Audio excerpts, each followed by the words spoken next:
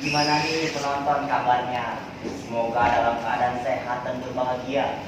Karena sebentar lagi kita akan menyaksikan sebuah penampilan dari Teater Rantai Biru, sebuah pentas monolog dengan naskah Demokrasi karya Putu Wijaya.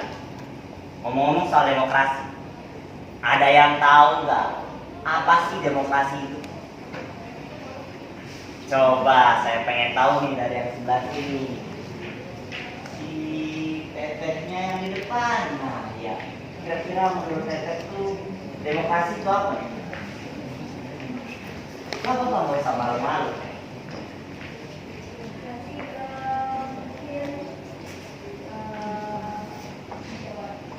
Nah itu kayaknya demokrasi banget.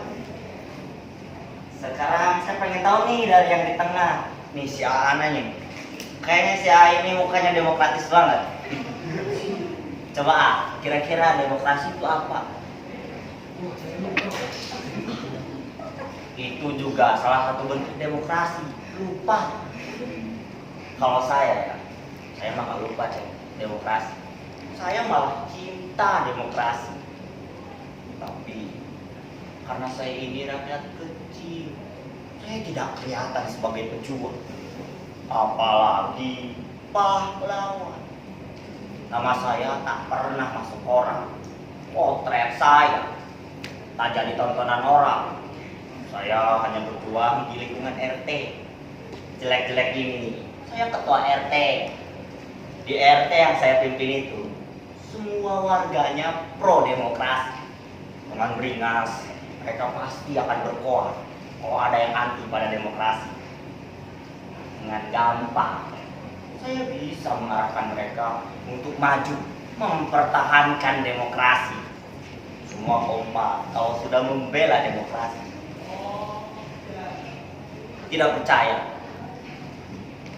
Tidak percaya? Sebentar.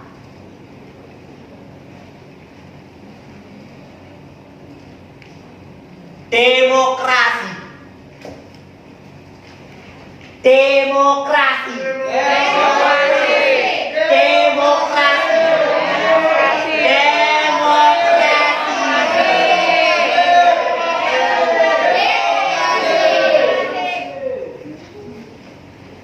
Nah, bagaimana? Benar kan? Hanya saja salahnya sedikit. Tak seorang pun yang benar-benar mengerti apa itu demokrasi.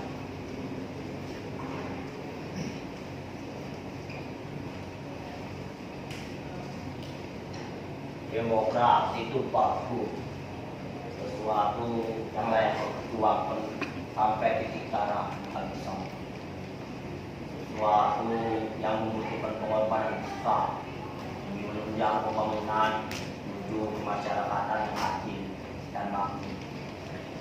Kata mereka, saya kira itu sudah cukup. Saya sendiri tak mampu menerangkan apa itu demokrasi. Saya tidak terlatih untuk jadi benar.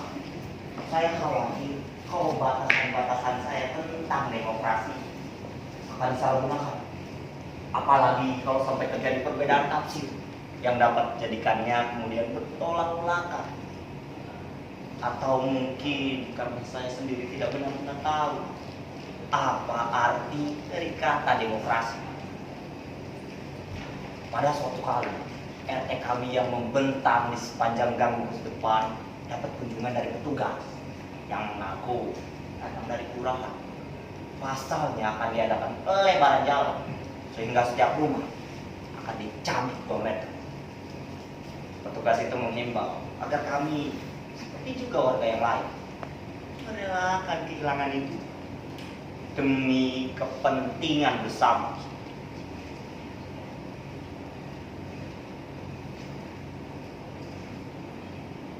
Walaupun hanya 2 meter, tapi sumbangan saudara-saudara sangat penting artinya bagi pembangunan dan kepentingan kita semua di masa yang akan datang. Atas nama kemanusiaan, kami harap saudara-saudara mengerti kata petugas tersebut. Warga tercengang. Hanya 2 meter. Kok enak saja mengambil 2 meter? Demi pembangunan. Pembangunan siapa? Bagaimana kalau rumah kami hanya 6 kali 4 meter? Kalau diambil 2 kali 6 meter, rumah hanya akan cukup untuk gang. Spontan kami tolak. Bagaimana bisa hidup dalam gang dengan rata-rata 5 orang anak? Tidak bisa. Itu tidak mungkin. Tapi ini sudah merupakan keputusan bersama, kata petugas tersebut. Warga makin tercengang. Bagaimana mungkin membuat keputusan bersama tentang kami tanpa remukan dengan kami? Seperti Pemkot Bandung saja. Begini saudara-saudara, soalnya masyarakat di sebelah sana, lanjut petugas tersebut sambil menuju ke kampung sebelah. Mereka semua itu adalah karyawan yang aktif di pabrik tekstil. Semua memerlukan jalan tembus yang bisa dilalui oleh kendaraan bermotor. Nah, dengan difungsikannya gang gugus depan ini sebagai jalan tembus yang bisa dilalui oleh kendaraan bermotor, mobilitas warga yang hendak masuk ataupun pulang kerja akan lebih cepat.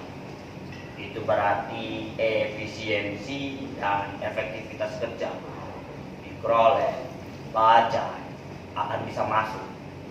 Itu akan merupakan sumbangan pada pembangunan, dan pembangunan itu akan dirasakan juga manfaatnya oleh kampung-kampung di sebelah, karena memang sudah diperhitungkan dengan masak-masak. Diperhitungkan masak-masak bagaimana? Kami tidak pernah ditanya apa-apa. Ini tanah kami, tanah saya. Lama kemudian jumlah warga datang dari kanan kiri kami. Mereka mengimbau agar kami mengerti persoalan mereka.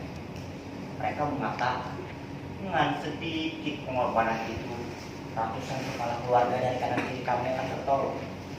Mereka menggambarkannya sebagai perbuatan yang mulia. Setelah menghimbau, mereka mengingatkan betapa pentingnya pelebaran jalan itu dan betapa tak menolongnya kami jika kami tak menyetujui usul itu. Setelah itu, mereka mewanti-wanti atau bisa dibilang mengancam.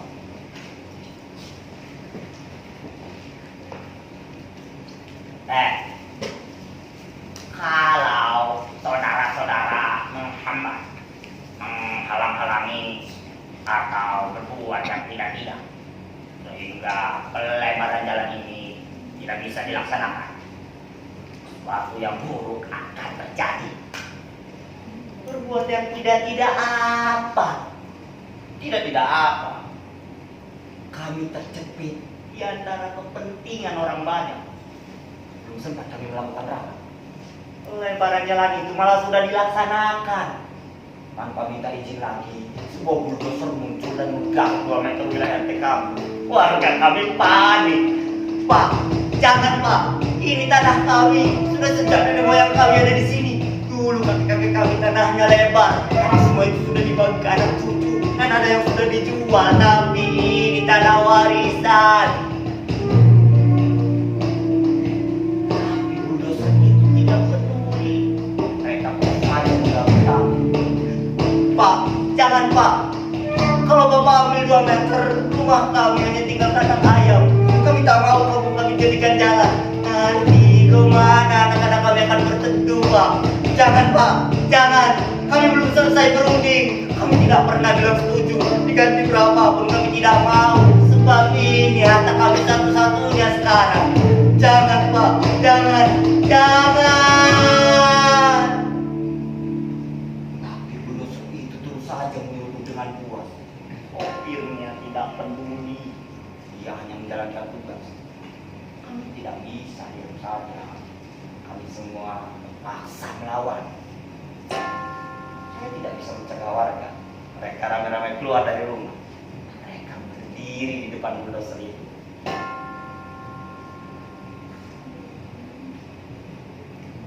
Ini tanah kami. Akan kami pertahankan mati-matian. Dibeli ratusan juta pun kami tidak sudi. Sebab kami tak mau pindah dari tempat nenek moyang kami. Anak-anak dan perempuan kami pasang di depan. Setelah itu orang-orang tua, baru saya dan bapak-bapak. Lalu bulldozer itu berhenti. Sopir yang menjalankan bulldozer itu sampai juga melihat kami. Dia turun dari kendaraannya, lalu berunding dengan teman-temannya. Kami menunggu apa yang akan terjadi.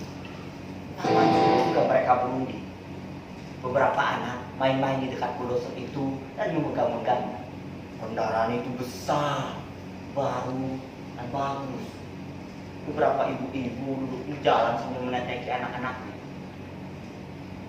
Saya sendiri mengambil kesempatan itu untuk kencing karena terlalu tegang. Akhirnya mereka selesai berunding. Sopir itu kembali naik ke atas bulldozer. Dia tersenyum. Kami merasa lega. Akhirnya mereka pasti baru menyadari, oh mereka sudah salah. Mesin dihidupkan kembali. Kami menunggu dengan deg-degan. Waktu itu sebuah mobil pom datang. Sekitar 10 orang laki-laki meloncat turun dengan memakai pakaian seragam. Kami bersorak melihat akhirnya aparat datang untuk melindungi rakyat. Tapi berbarengan dengan itu, bulldozer itu memanggilkan ke depan baru tanah. Perempuan-perempuan dan anak-anak sendiri. Beberapa anak jatuh, salah satu di antaranya hampir kena garuk. Untung ada yang meloncat tendangnya. Dan jadi kacau, orang-orang mesra kami itu yang datang. Ternyata mereka bukan petugas, satpam yang mau mengamankan taruhan. Mereka membawa perlindungan yang sudah siap untuk dihukum. Kami jadi seperti kucing yang kepepet. Tanpa dicoba manu lagi, semua melawan. Anak-anak mengambil batu dan lemparkannya. Asik, apa anak yang hampir gara-gara bulldozer loncat ke atas bulldozer tak menarik sopir. Tapi tiba-tiba sopir itu memutuskan parah yang disembunyikannya di balik tempat itu langsung membacok pundak Asep. Asep tumbang berumuran darah. Perempuan-perempuan dan anak-anak istri kabur menyelamatkan diri. Tapi para lelaki harus saja menyerang. Tapi kemudian sesuatu datang. Bukan orang yang kelihatan ganas-ganas meloncat turun menerjang kami dan membawa senjata tajam. Saya tahu salah satu di antara dia itu bajingan di terminal.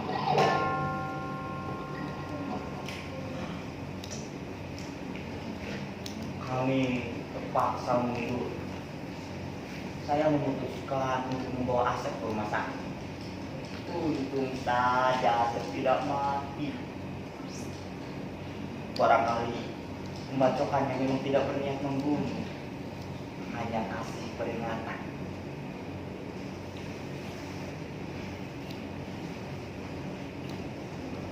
Saya bingung. Saya harus sabar.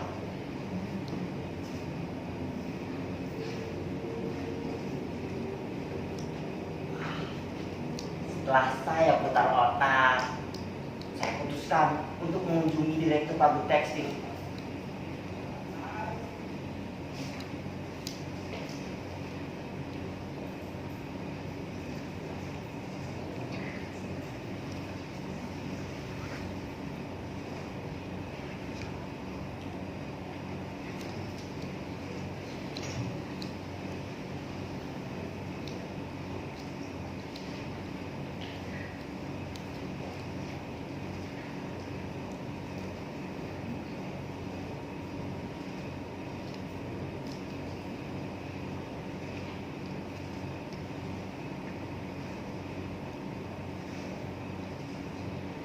Susah sekali mengunjungi direktur. Orangnya selalu tidak di tempat. Tapi setelah saya mengaku sebagai petugas kelurahan, akhirnya saya diterima. Direktur itu kaget setelah mengetahui bahwa saya bukan petugas kelurahan, tapi korban penggusuran. Tapi kemudian dia cepat-cepat tersenyum ramah, lalu mengguncang tangan saya. Begitu saya semprot, oh kami tidak sudi dipangkas. Dia bingung. Kepalanya geleng-geleng seperti tidak percaya. Setelah itu, ia memanggil sekretaris. Lalu mereka berunding. Setelah mereka berunding, bisik-bisik. Direktur itu kembali mendatangi saya seperti orang stres.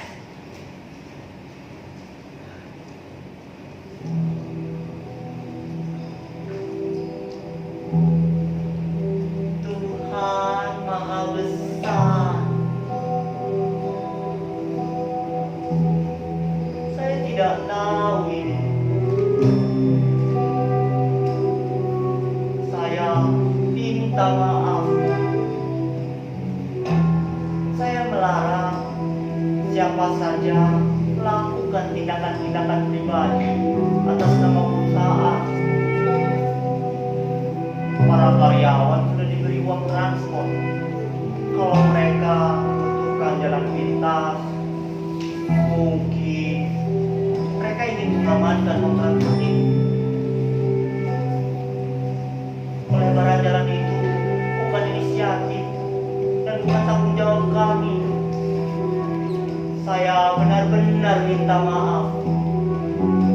Saya mohon untuk menyampaikan rasa maaf saya kepada seluruh warga. Kata direktur dengan sungguh-sungguh.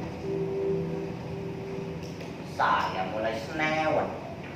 Saya tidak percaya apa yang dikatakan. Ini sandiwara apa lagi?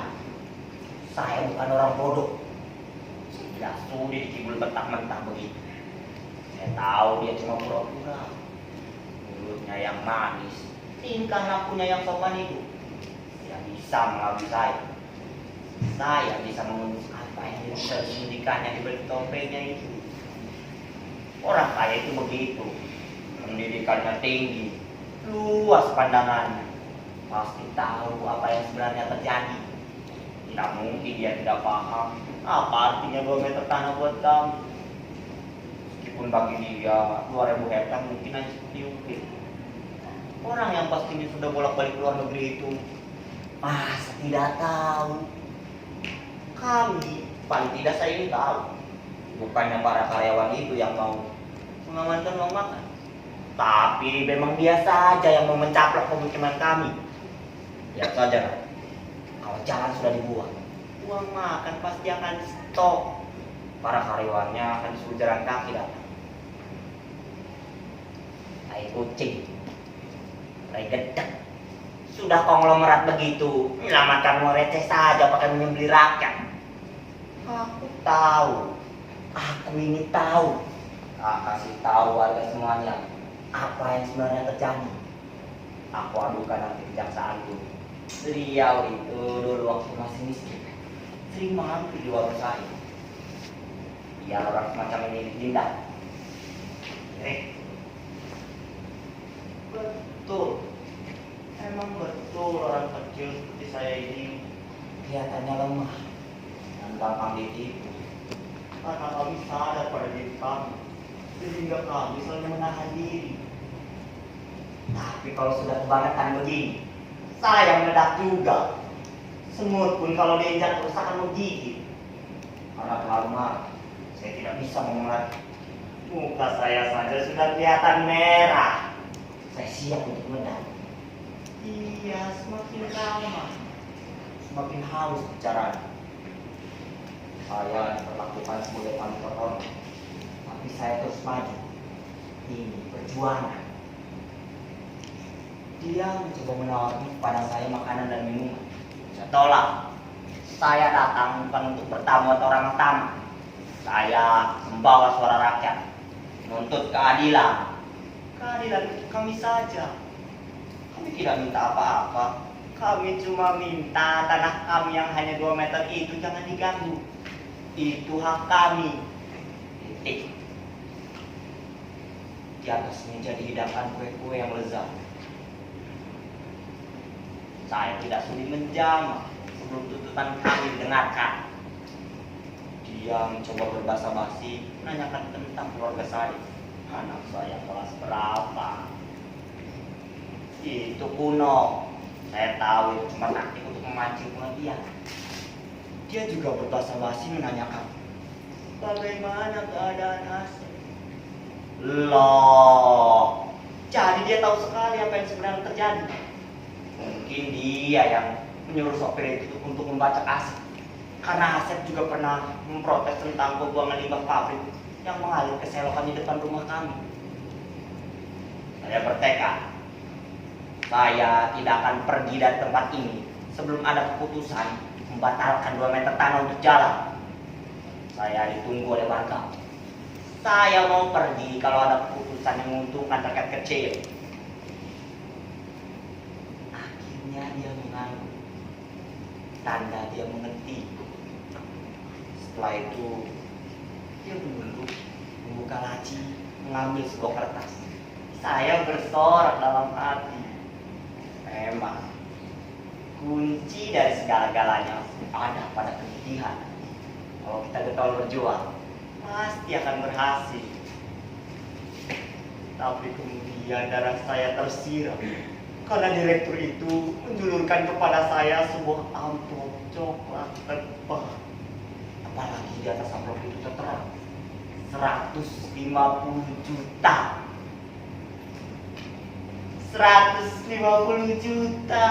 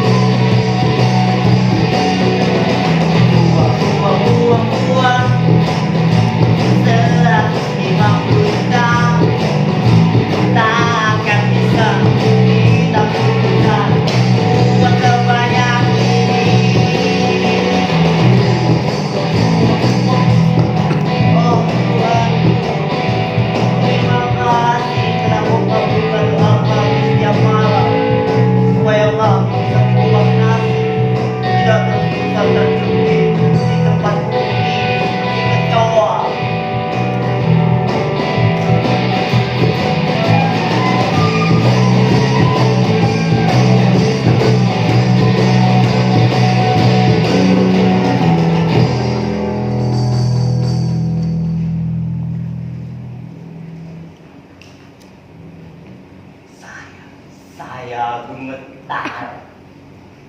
Saya tidak lagi menanyakan berapa isi amplop itu, untuk apa 150 juta itu.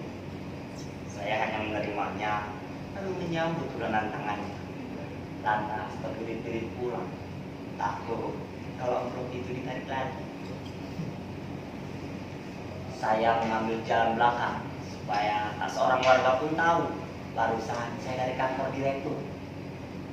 Sesampainya di rumah, saya kumpulkan semua keluarga saya. Saya beritahukan kepada mereka bahwa sejak hari itu hidup kami akan berubah. Doa kita sudah dikabulkan. Keesokan harinya, ketika para warga kampung depan berkumpul lalu menemui saya, menanyakan tindakan apa selanjutnya yang akan dilakukan. Saya memberi wejangan.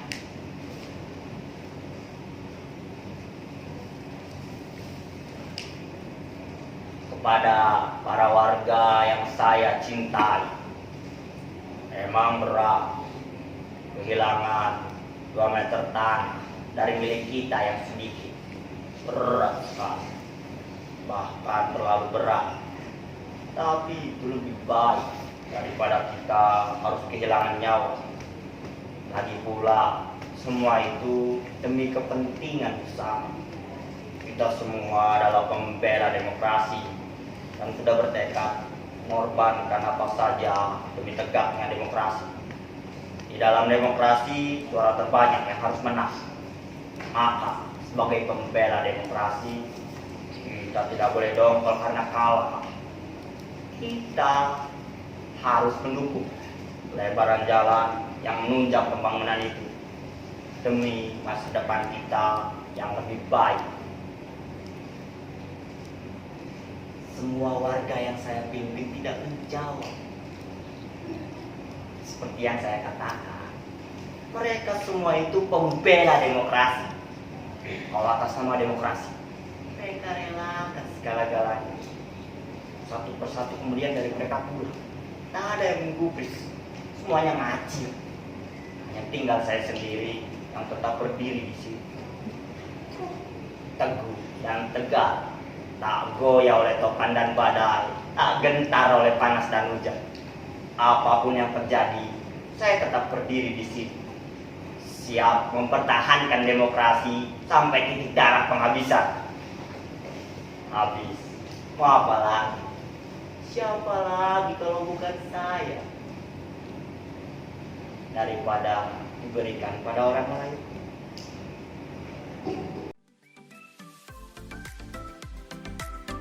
Kami dari Teater Lantai Biru mengucapkan selamat datang kepada mahasiswa baru FKIP UGJ 2021-2022. Salam jiwa! Seni Sastra! Salam jiwa! Seni